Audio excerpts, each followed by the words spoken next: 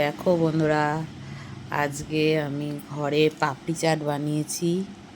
এই দেখো, পাপড়িগুলোর সাইজটা শুধু দেখবে, দই লঙ্কা সব দিয়ে একদম। এখানে শুধু ঝুড়ি ভাজাটা পড়েনি, তো সেটা আনতে ভুলে গেছি। তো দেখো কতটা সুন্দর হয়েছে। তেঁতুলের আচার, যেটা পাইল বলে, টক দই সবই আছে। ওই দেখো, দেখেছো? তো বাবা একটা খেয়ে বল বন্ধুদের কেমন হয়েছে।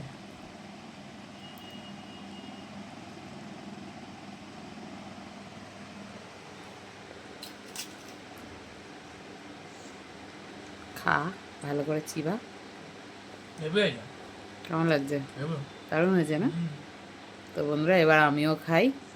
তো টাটা সবাইকে। তো বাবা, তুইও টাটা করে দে।